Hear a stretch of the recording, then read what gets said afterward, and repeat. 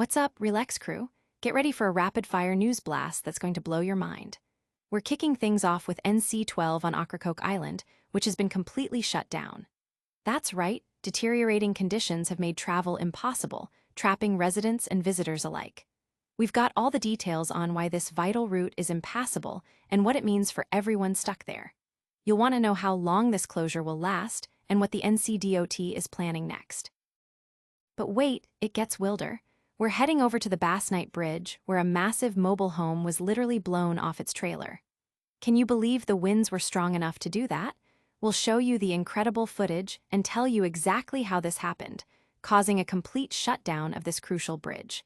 This wasn't just a fender bender. It was a full-on structural incident that brought traffic to a standstill. And the drama on the Basnight Bridge continues. If the mobile home wasn't enough, we're also reporting on a modular home that overturned, completely blocking the span. We'll break down the scene, the emergency response, and the impact on thousands of travelers. We've got the latest on when this bridge will reopen and what caused this second major incident in one day. Plus, we're tracking the coastal flooding and wind advisories that are making everything worse. Finally, some good news, but with a warning. N.C. Highway 12 on Hatteras Island is now open and passable, but that doesn't mean the danger is over. We'll tell you what hazards remain on the road, like lingering sand and water, and what the coastal flood advisory means for you. Stay tuned for all the critical updates you need to navigate the Outer Banks right now. Make sure you're subscribed and have that notification bell on so you don't miss any of our essential updates. NC-12 shuts down on Ocracoke Island amidst deteriorating conditions. Travelers are facing significant disruptions as a critical section of NC-12 on Ocracoke Island has been forced to close due to worsening conditions. The North Carolina Department of Transportation confirmed the closure Monday afternoon, affecting the stretch from the ferry terminal all the way to the National Park Service pony pens. This move comes as coastal low pressure batters the region, bringing with it severe tidal flooding and high winds that are rapidly deteriorating the roadways. NCDOT officials stated that they would reassess the situation at dawn on Tuesday, hoping for improved conditions to allow for reopening. The timing of this closure is particularly impactful, coinciding with high tide cycles expected between 5 p.m. and 7 p.m. Monday, exacerbating the flooding. Residents and visitors are being warned of strong northeasterly winds at 1525 mph, with gusts reaching up to 40 mph, and the possibility of showers and thunderstorms overnight, even isolated tornadoes late Monday into Tuesday morning. The overnight lows are expected to hover in the 60s. Social media and local forums are buzzing with frustration and concern from those stranded on Ocracoke, with many sharing images of the encroaching water and expressing anxiety about essential supplies and travel plans. Emergency services are on standby, but the immediate focus is on ensuring safety amidst the hazardous weather. Don't go anywhere, because the weather chaos is far from over. Next, we're breaking down the shocking incident on the Basnight Bridge, where a whole mobile home took flight. Mobile home detaches, halts traffic on Basnight Bridge. A dramatic scene unfolded on the Basnight Bridge Monday afternoon when high winds caused a mobile home to be blown completely off its trailer. The North Carolina State Highway Patrol reported that the incident occurred around 1:38 p.m. as a commercial vehicle was transporting a double-wide mobile home southbound across the bridge. Winds estimated at 65 to 70 miles per hour proved too powerful, severing the mobile home from its trailer and leaving it precariously perched on the bridge's railing. Officials immediately closed the Basnight Bridge in both directions, citing the extreme difficulty and danger involved in recovering the massive structure amidst the ongoing high winds. As of Monday evening, there was no estimated time for the bridge's reopening, leaving drivers stranded and creating significant logistical challenges.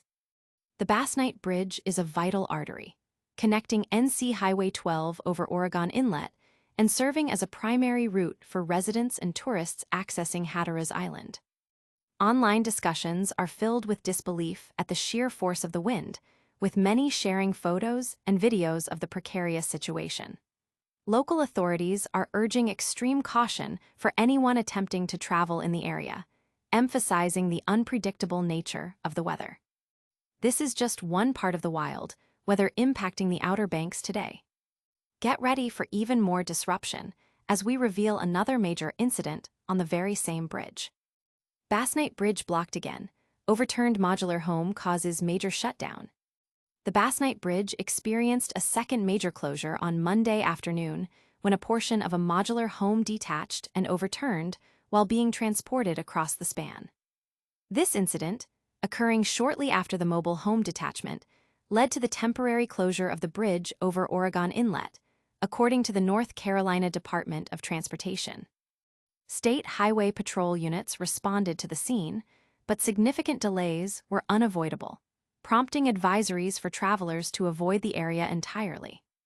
This latest disruption compounds the issues already plaguing the Outer Banks. Ocean overwash was reported in northern Buxton, with sand and standing water creating hazardous driving conditions, especially around the 3:00 p.m. high tide.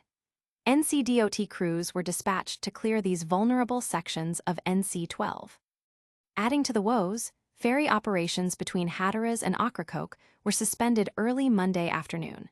With the last ferry departing Ocracoke at 12:30 p.m., the National Weather Service has issued a coastal flood advisory through Tuesday evening, predicting further overwash and elevated water levels, alongside a wind advisory with sustained winds of 30-35 mph and gusts up to 45 mph.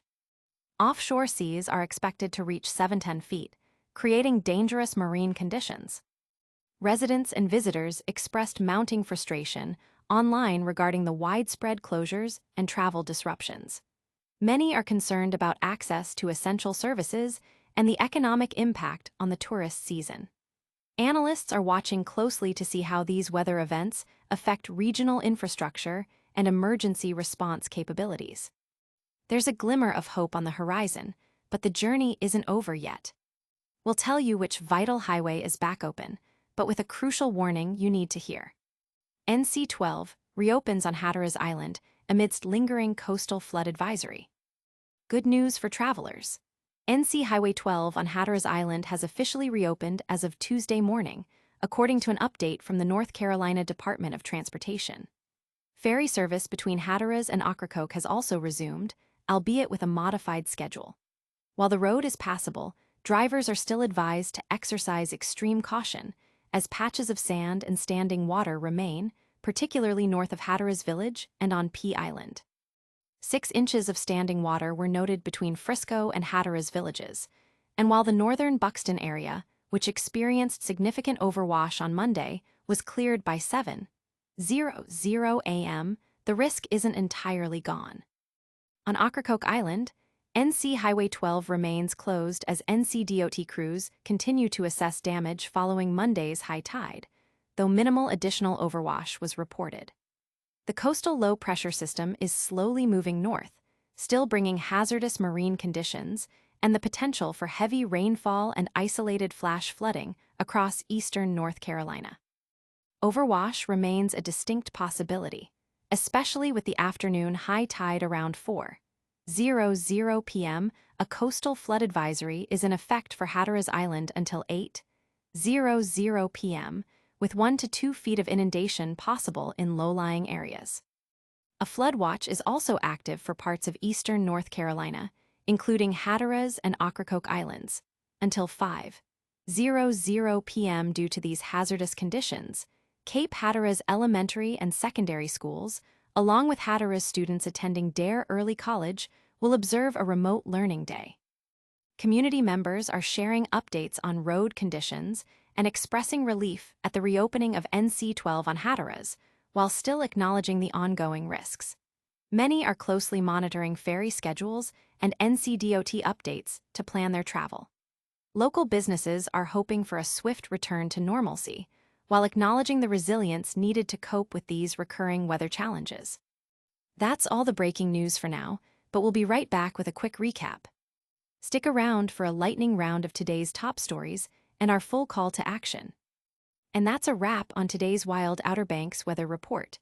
We saw NC-12 close on Ocracoke Island due to dangerous conditions. A mobile home and a modular home were blown off trailers on the Basnight Bridge, causing massive shutdowns. NC Highway 12 on Hatteras Island is back open, but still has hazards. Don't forget to like this video, subscribe to Relax for all the latest updates, hit that notification bell so you never miss a story, and let us know in the comments what you think. Follow us on all social media platforms for even more behind-the-scenes action. We'll see you in the next one.